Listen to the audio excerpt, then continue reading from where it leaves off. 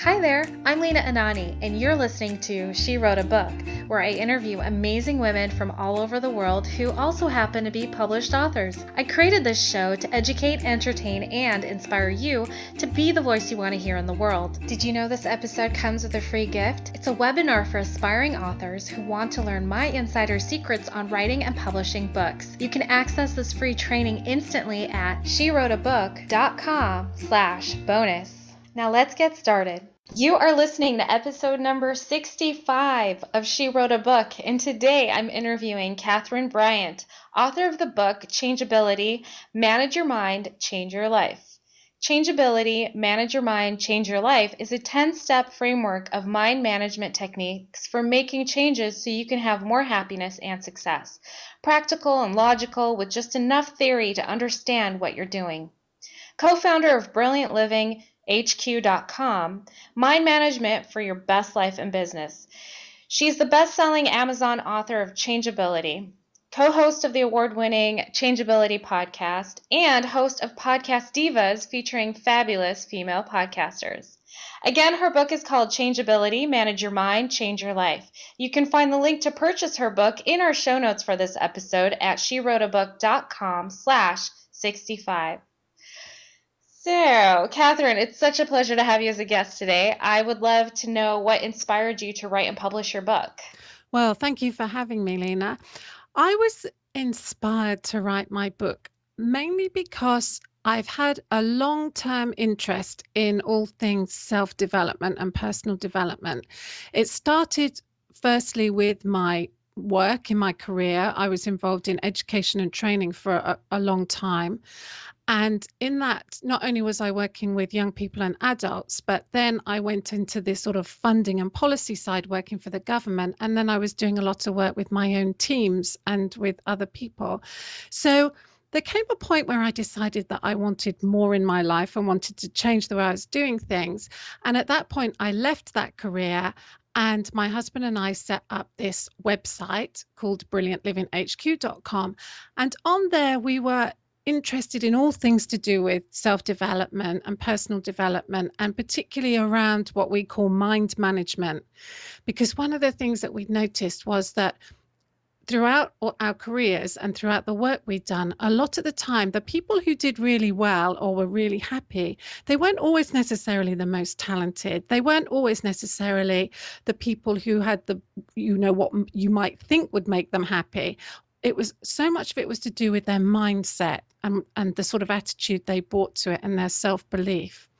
So basically, we set up this website, and the reason why I wrote the book was to bring all the things that we were interested in and some of the work we were doing around things like affirmations and mindfulness and meditation, visualization, to bring it all into one big framework, if you like, and to have it as something that people could follow for themselves.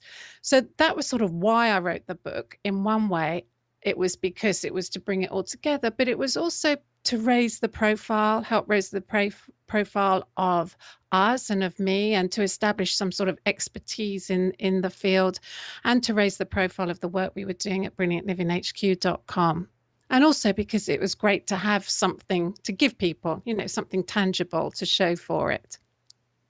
That's very thoughtful. I mean, that's really cool that it's all about wanting to get this message out to the world, all this wisdom, and just share it with as many people as possible. And you've got the website, and the book is just another avenue to get it out there. That's great. Yeah, but the thing about a book is, what I think about a book is like, not everybody wants to do a course or buy products because, some people can't afford it, or some people just don't want to take that risk on you. But having a book is a way to get, as you say, to get your message out at a very reasonable price.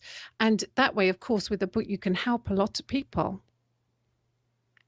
Absolutely, absolutely. And especially if you have your book on Amazon, they'll promote your book for you. Yeah. to like other. I like how they recommend certain books to you based on what you're reading, and they help you in that way. I know. I love it. I love it when you see it come up on Amazon and it's next to, these people who you think are like, way Right? up there, amazing people, and your book's next to it. And like somebody who bought this, it's great. And it's because you're amazing too. So, I mean, it's funny how we put people on pedestals. I mean, we're all alike. We just, mo for the most part, but I love that. I want to know, so your book is considered a self-help type of book. What makes it different than any other self-help book? Well, one of the things I wanted to do, and in fact, this is about all the work that we do at brilliantlemonhq.com, is I wanted it to really make logical sense. So, although, I love a lot of the sort of more spiritual things and what some people might call woo-woo stuff, um, for me, because of the sort of person I am and because of the sort of audience that we're talking to, I wanted it to be very logical. And so I think that's what I've done, and that's what people say. So it's very logical. I give good solid reasons for everything that's in that book, and I have quite a lot of references in there to like academic papers and things like that, which you don't get in a lot of popular self-help books. You don't, not that it's written in an academic way, but I think just because of the background that I come from, which is sort of an academic background, to me, I wanted to be able to back up everything I said and every claim I made. So it's very logical, and it also is very progressive. So, it starts with technique one, which is about establishing your vision for what you want to change, because it's called changeability, because it's about helping people make changes in their life and giving them the ability to change through using our minds. So, it starts with one where you're thinking about the vision of what you want your changed life to look like, and you start setting goals and things like that. And then it moves through this series of 10 steps and 10 different techniques. So it is progressive, and it also is very practical. What I did was I thought, I want to have some theory in there, because personally I love the theory. But I know that that's not everybody's thing. But I didn't want to just be saying, do this, do this, do this. I wanted to be able to give the reasons behind it, like I've said. So what I did is I separated it into two different parts. So about the first third of the book is actually, if you like, the theoretical bit, which is about how our minds work, the difference between our subconscious and conscious, and all that sort of thing. And then the second two-thirds is the actual framework, if you like. That's the more practical bit, where it says, this is what I suggest you do, this is why I suggest you do it, and here's some quick steps that you can start doing now. So it's set out in a very practical way as well. And I think the other thing is that I've tried, or I think I've succeeded in this, not to be hypey at all. Does that make sense? I don't overhype anything. Which I think sometimes we do get in the self-help world. People make outrageous claims sometimes. And I've tried to keep it so that anybody, I feel, could feel comfortable with what's written, but could actually see the potential in what's written in there. Wow. That's very thoughtful. Yeah, it's very thoughtful. And it's funny that you mentioned that you have this academic background, and yeah, I can definitely see that, because of all this need to back everything up is really cool. What have your readers thought about all that added information? What do they think about it? Well, I think they like it, and people have said to me that they like the mixture between the theory and the practice, and they think that it is about right, because it gives people confidence in the fact that, this isn't just me making this all up off the top of my head. But on the other hand, it's not overwhelming, so you can read it really quickly. I mean, the whole book is about 35,000 words, which, okay, that's longer than a lot of books nowadays, I have to say, because we get so many short books. And it basically comes out, if you buy the paperback version, it comes out about 200 pages. But actually, it is quite succinct, because it covers a lot of ground within those pages. So people have said to me that they like it. They like the brain stuff. They like the fact that it's got some backing, and they found it helpful. I've had some very good reviews and some very good feedback through emails and things like that as well. That's great. And I think what I like about this approach is it's a book that feeds not only your right brain, but it's feeding your left brain. Yeah. And it's a holistic approach to knowledge and self-help and this information that you're giving us. I think that's cool because I think because you're reaching both sides of the brain, I think it's more likely that that the reader is going to integrate what you're trying to teach them. Well, So that's a great approach. thank you. Yeah, that's what I hope. I definitely hope that. Yeah, great. So tell me a little bit about just the journey of your book. Did you come across any challenges writing or publishing your book, or was it an easy ride for you? Just curious. It wasn't an easy ride. I wouldn't say it was an easy ride for me because it took me actually a long time to write it. And I think the reason for that was I have a real perfectionist tendency. And every time I wrote something, I thought, oh, I'm not sure if it's really good enough. Or it wasn't even so much that it wasn't good enough. It was just that I wanted to make sure that I had literally, got everything as right as I could get it. So it took me a while, and I'm a really great one for getting a good structure. Anything I do, you ask my husband, I drive him mad, I think, because, it's always like we do a podcast and if he's writing something for it and I go, yeah, but how does that fit in with that? And how does that fit? And how does that move on? And it was the same with my book. I just wanted to get the structure really as good as I could get it. And I wanted to bring out the links between all these different techniques. I was really keen to do that. That was one of the main things I wanted to do. And actually, it took me a long time to think about it and to get it right. Then once it was written, I got somebody else to format it actually in the end because I just thought that was going to be easier. So I outsourced that, but everything else I did myself. I got the cover designed, and I've had a lot of very positive comments about the look of the book and the cover.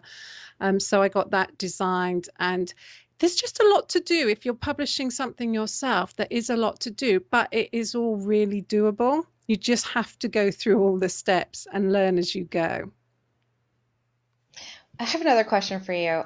You mentioned that you work with your husband, right? Working with your business and your podcast.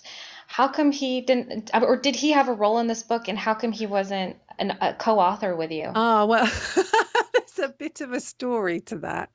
Okay, so what happened was when we very first started out with the website and everything, we thought we'll write just a little book which we can just have up on the website for people to download, like just an ebook, not on Amazon or anything. We weren't thinking anything like that. We'll just pull together some of the main ideas. And he started drafting something, and I think it came to about 15 pages or something like that. So then I said, look, I'm going to take this over and I'm going to expand it a bit and add my bit. Anyway, what I did is I kept all his writing in blue, and everything I wrote, I did in black. And then I just kept writing, and then I kept writing, and then I kept writing. And in the end, we laughed because his bits got down to like there was the odd and or the. And basically, it just became very clear that it was actually really hard to write something together. And it was just going to be much better for everybody if I just took it on as my own project and pretty much started again. So that is actually the story. Nobody has ever asked me that before. I'm just nosy, that's all. That's hilarious. No, that's great. So yeah, so actually, in a way, the very first draft of this tiny little document was his, but then of course it all just became mine. And actually, it is an important thing though, because if you are writing with somebody else, whose voice do you use? Because this was the challenge we came up with. First of all, I was trying to write it as if it was both of us talking, but it's actually really hard to do that in a sort of way that doesn't sound sort of weird. So you've either got to say who's saying each thing, which is even weirder, or just, sort of use this general I or we or whatever. And in the end, we just decided it just didn't work. And it was just going to be much easier if it was just my voice and my book. Awesome. Very cool. Thanks for answering that one for me. I appreciate it. I have a quick question for you. In 10 words or less, what do you love most about being an author? Oh, 10 words or less. Wow, that's a challenge. I love the fact that I can help people anywhere in the world. Is that enough? Perfect. Yeah, that was great. I don't even know if that was 10 words or less, but It's okay. I think it was perfect and well said. So, all right, Kathryn, thank you so much for being our special guest today. We will have a link to your book in the show notes for this episode, and our listeners can find that at SheWroteABook.com/65 to learn more about our author and her awesome book. Kathryn, thanks again. It's been a pleasure. thank you, Lena. It's been my pleasure. Thank you for listening to She Wrote a Book. If you enjoyed this episode, then subscribe now so you can automatically get access to all new episodes, and feel free to share your inspired thoughts with us in the comments too. I'd love to hear from you. Are you ready to write your own book? Get started now with my quick and concise webinars so you can learn my insider secrets on writing and publishing your own book. Claim your free gift now at SheWroteABook.com/bonus.